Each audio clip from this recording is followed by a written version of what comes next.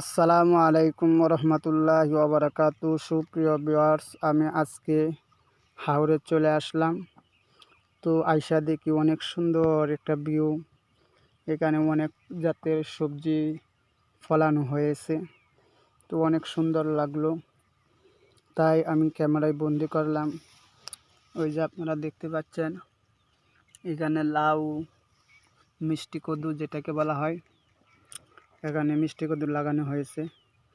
অনেক সুন্দর একটা পরিবেশ মনে হচ্ছে। এদিক দিয়ে রয়েছে আপনার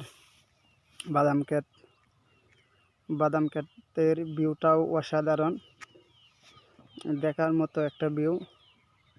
ওয়াও, দারুণ দারুণ অসাধারণ একটা ভিউ। ওই দিক দিয়ে রয়েছে আপনার কৃষকের কৃষি ধান যে বপন করা হয়েছে, এটাও অনেক সুন্দর একটা ভিউ ধারণ করে। এই বাগান ক্ষেতের ভিউটা অসাধারণ, আপনাদের সাথে শেয়ার করলাম। এদিক দিয়ে রয়ে গেছে ঢেঁড়স অসাধারণ। ঢেঁড়স ক্ষেতের ভিউটাও অসাধারণ, তাই আমার কাছে খুব সুন্দর লাগলো, তাই আপনাদের সাথে শেয়ার করলাম। অসাধারণ ভিউ, সারিবদ্ধভাবে এই ঢেঁড়স লাগানো হয়েছে। এই যে ঢেঁড়স, এই ঢেঁড়সের মধ্যে অনেক উপকারী, অনেক ভিটামিন রয়েছে, আপনাদের সাথে শেয়ার করলাম। এদিক দিয়ে রয়েছে ভুট্টা ক্ষেত, ভুট্টা যা দেশের আনাচে কানাচে পাঠানো হয়, তারপরে পিষে এগুলোকে আটা বানানো হয়। তো সুপ্রিয় ভিউয়ার্স, অসাধারণ ভিউ। এখানে লাগানো হয়েছে ঘাস, গরু মহিষ চড়ানোর জন্য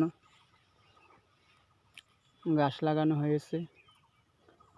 ওই দিক দিয়া, সামনের দিক দিয়ে দেখে আসি এটা কি। অসাধারণ ভিউ, কেমন হয়েছে আপনারা জানাবেন। অনেক সুন্দর লাউ ক্ষেত, এটা হলো লম্বা লাউ ক্ষেত, যেটাকে আমরা ফাইন্যা লাউ বলি।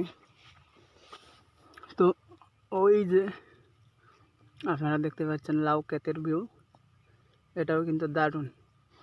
এভাবে আমরা যখন লাউ লাগাই, তখন এভাবে চাঙ্গাড়ি বেঁধে তারপরে এগুলো লাউ চাষ করি। অনেক সুন্দর গ্রামের পরিবেশ, আপনাদের সাথে শেয়ার করলাম। তো কেমন হয়েছে আপনারা কমেন্ট করে জানিয়ে দেবেন আশা করি। তো সবাই ভালো থাকেন। আসসালামু আলাইকুম।